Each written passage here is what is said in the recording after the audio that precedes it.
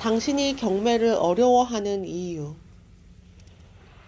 경매가 어려운 첫 번째 이유는 생전 처음 보는 법률 용어일 것이다.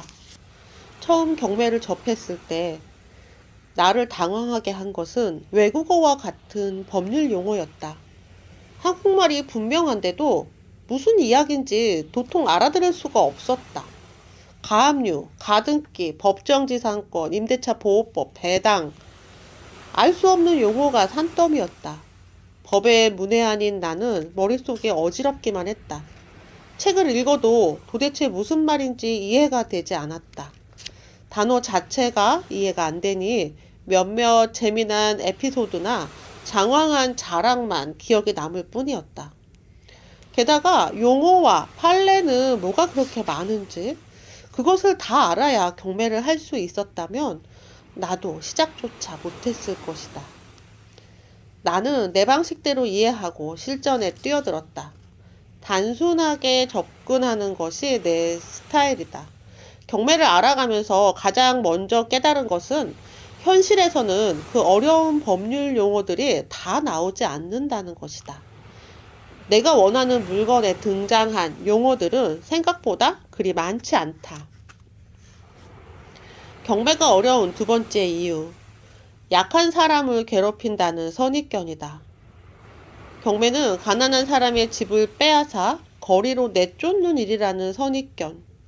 경매를 알기 전에는 나도 그것 때문에 망설였던 것이 사실이다.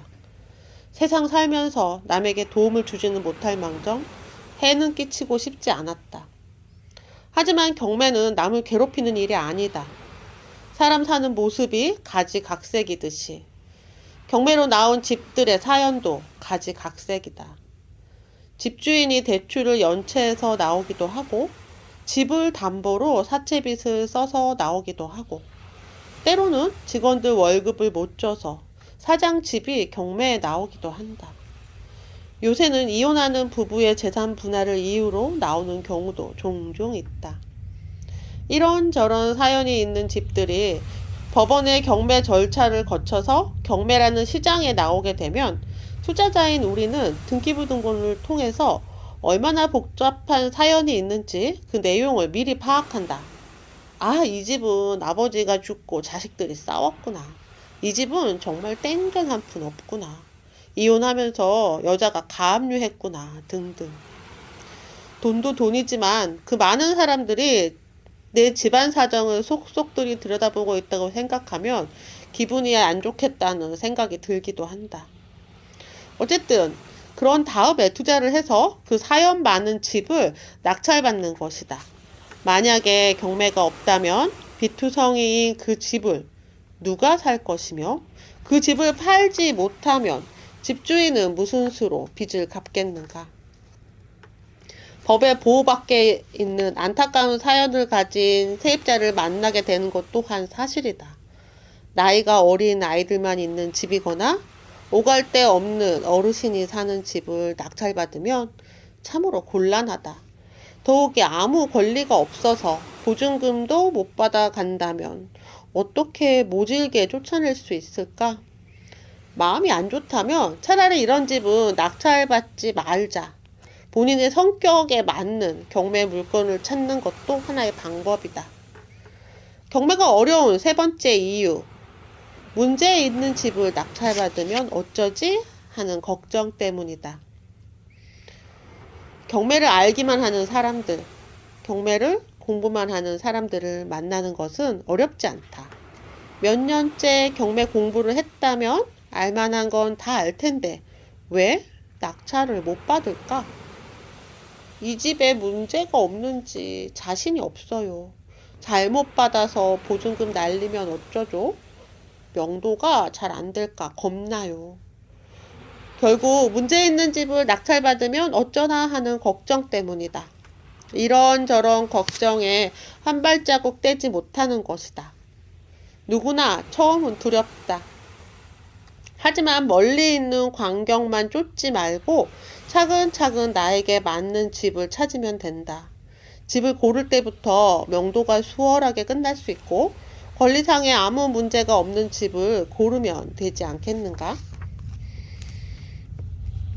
집이 많으면 세금이 너무 많지 않을까 걱정하는 사람들도 있다.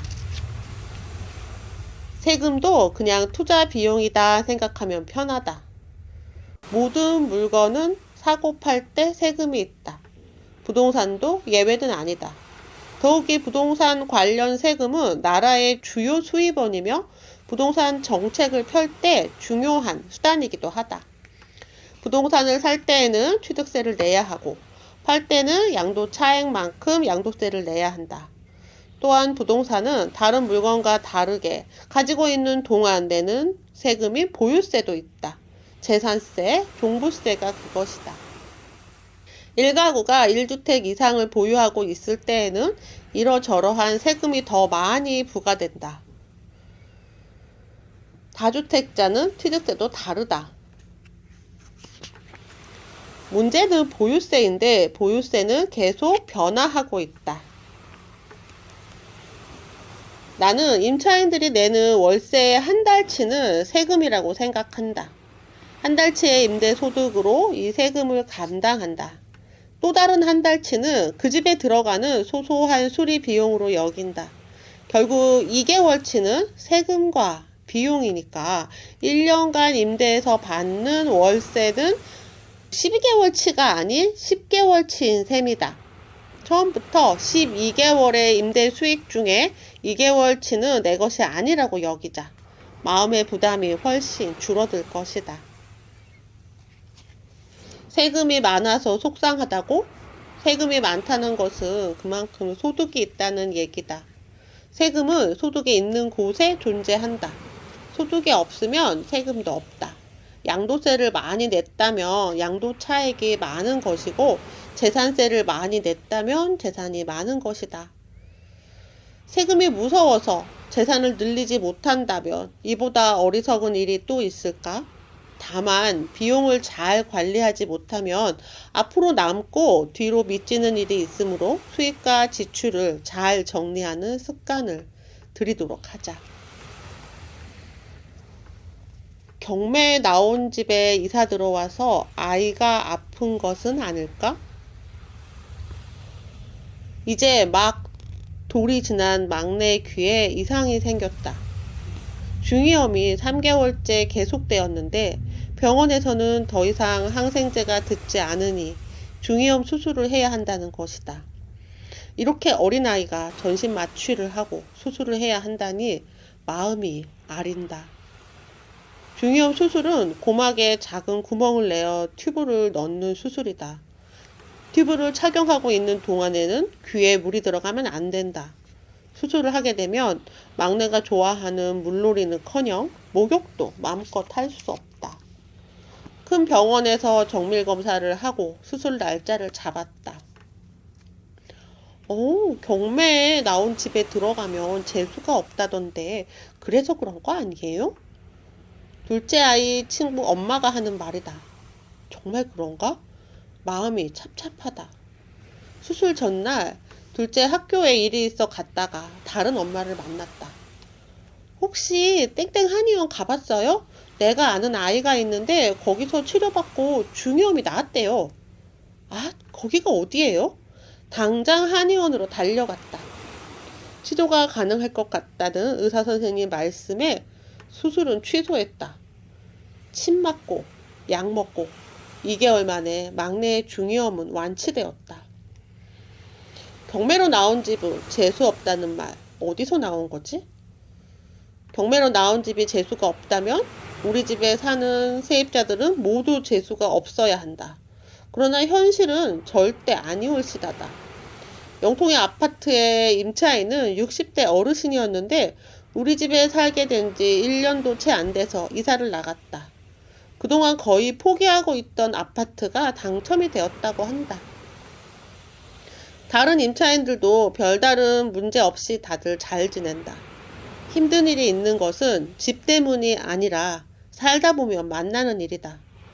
우리 막내가 아팠다가 나은 것처럼 말이다. 전학 문제도 그렇다.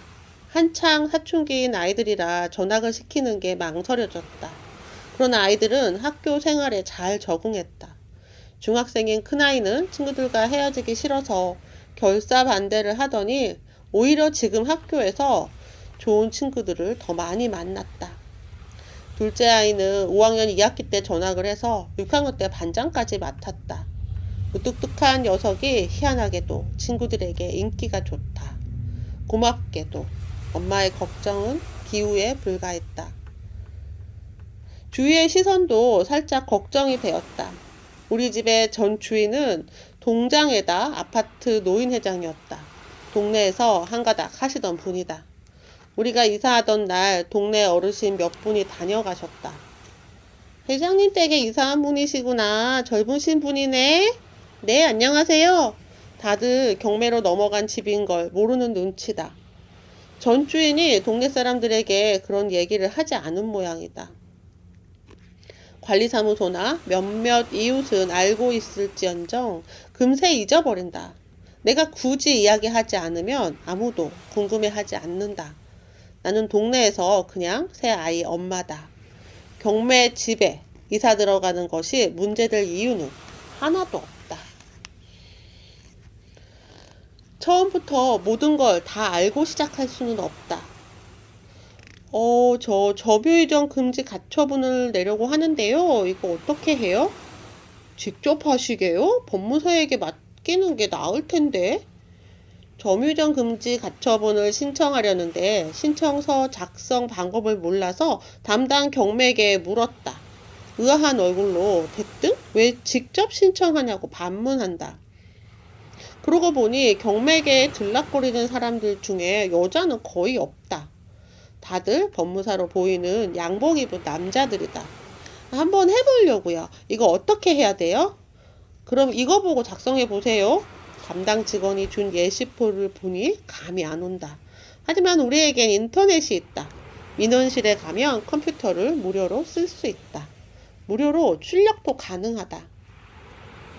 담당 직원이 준 예시표와 인터넷 검색으로 무사히 접수장을 만들어서 제출했다. 처음부터 모든 것을 알고 시작할 수는 없다. 언제 어떤 상황이 벌어질지 어떻게 알고 그 모든 것을 준비할까? 모르는 일에 부딪히게 되면 무조건 묻고 도움을 청했다. 입찰하러 간 법원에서 보고 듣는 것이 바로 공부다. 낙찰가는 10억 원입니다. 우와. 사람들이 함성을 질렀다. 어떤 사람이 낙찰가의 3배 이상 가격으로 낙찰을 받은 것이다. 양복을 입은 중년 남자였다. 그 옆에 직원으로 보이는 젊은 남자도 있었다. 표정을 보니 실수로 높은 가격을 쓴 것이 아니었다. 저 사람 왜 그랬지? 궁금해. 궁금증을 못 이겨서 직원으로 보이는 젊은 남자에게 다가가서 물었다. 저기요, 죄송한데요. 왜 그렇게 높게 받으셨어요? 저희 채권자예요. 채권자는 낙찰받은 금액을 채권 금액과 상계 처리한다. 채권 금액이 10억 원이라면 낙찰가가 5억 원이나 7억 원이나 10억 원이나 채권자에게는 모두 마찬가지다. 어차피 상계 처리할 것이므로 높은 금액으로 낙찰받아도 되는 것이다. 이번에도 물어보아서 또 하나를 배웠다. 여주 물건을 입찰하러 법원에 갔을 때다. 하천으로 보이는 물건에 14명이 입찰을 했다. 하천이라면 강을 말한다. 이거 뭐지? 분명 하천인데 왜 이렇게 많이 붙었어? 하천을 낙찰받아서 뭐 할까? 마침 옆자리에 있는 사람도 입찰을 했다. 옆에서 뭐라고 하나 귀를 쫑긋 세웠다. 근데 들리질 않는다. 옆 사람이 낙찰을 받았으며 이 물건에 대해 묻고 싶었는데 폐차를 했다. 아쉬움이 역력한 얼굴이라 차마 물어보지를 못했다. 나중에 토지 고수에게 그 물건에 대해 물어보았다. 여주 하천이면 여주보 4대강이지. 하천인데 그거 받아서 어떻게 수익을 내요? 누구에게 팔아요? 이미 살 사람이 정해져 있을 거야. 그냥 갖고 있어도 되고 몇 년 묵히면 돈 좀 될걸? 그렇구나. 모르는 것은 창피한 것이 아니다. 뭐든지 다 아는 사람이 어디 있을까? 부끄러워 말고 묻고 또 물어라. 책에서 배우는 것보다 몰라서 물어 배우는 것이 더 많다. 직장에 다니느라 경매할 시간이 없다고? 경매는 생각보다 앉아서 할 수 있는 일이 많다. 직장인일수록 시간 활용이 중요하다. 직장의 메인 몸이라 경매에 눈 돌릴 시간이 없다는 건 핑계다. 회사 일에 쫓겨서 늘 바쁘게 살면서도 취미 활동을 하는 사람들도 많다. 새벽에 영어 공부를 하고 대학원에 진학하거나 봉사활동을 하는 경우도 심심찮게 본다. 바쁜 사람일수록 더 열정적이다. 출퇴근 시간에 경매책을 읽고 퇴근 후에 경매 수업을 듣고 토요일에는 현장 조사를 다니는 직장인을 만나는 것은 어렵지 않다. 경매는 생각보다 앉아서 조사하는 일이 많다. 인터넷 검색으로 충분히 알아보면 현장에서 조사할 일이 줄어든다. 입찰은 본인이 아니더라도 충분히 할 수 있다. 직장인에게 가장 바쁜 월요일이 입찰이 가장 많은 날이다. 월요일부터 휴가를 낼 수 없는 직장인이라면 법원 입찰이 큰일이다. 다행히 법원 입찰은 본인이 아니라도 대리인이 입찰할 수 있다. 아내나 남편, 친구가 대신 입찰할 수도 있고 또 정 여의치 않으면 컨설팅 회사에 입찰 대리만 맡길 수도 있다. 명도할 시간이 없다면 이 부분만 컨설턴트에게 맡길 수도 있다. 대기업 총수가 당신과 똑같이 24시간을 쓰면서 훨씬 많은 일을 경영하는 일을 보라. 모든 일을 다 내가 잘할 필요는 없다. 하지만 반드시 본인이 해야 할 일이 있다. 물건 검색, 현장 조사, 낙찰 가격 선정이다. 본인에게 맞는 집을 찾고 그 집이 본인에게 맞는지 확인하는 일이다. 어디 좋은 집 좀 소개해줘요. 이 말은 내 몸에 맞든 안 맞든 옷 한 벌 사와봐요 라는 말과 같다. 당신이 아닌 내 마음에 쏙 들고 내 몸에 딱 맞는 옷을 사다 주면 당신이 과연 만족하겠는가? 누구도 대신할 수 없는 일, 바로 당신에게 꼭 맞는 집을 찾고 현장에서 그것을 본인 눈으로 확인하는 일이다. 낙찰가가 높든 낮든 후회하진 않을 가격을 결정하는 것도 반드시 당신이 해야 할 일이다. 그 외의 일들은 믿을 만한 사람에게 위임하는 것도 방법이다. 관심이 같은 사람들과 꾸준하게 교류하라. 인터넷을 뒤져보면 투자 모임도 많고 인터넷 카페도 넘쳐난다. 온라인에서 정보를 수집하는 것은 별 무리가 없다. 정보가 부족한 게 아니라 정보가 너무 많아서 문제인 세상이다. 정보의 교류는 오로지 정보 때문만은 아니다. 혼자 하는 투자는 외롭고 지루하기에 관심사가 같은 사람들과 만남을 가지면 자연스럽게 힘도 없고 동기부여도 된다. 같은 취미를 가진 회원들끼리 동호회 활동을 하는 것처럼 관심사가 같은 사람들과의 만남은 즐겁다.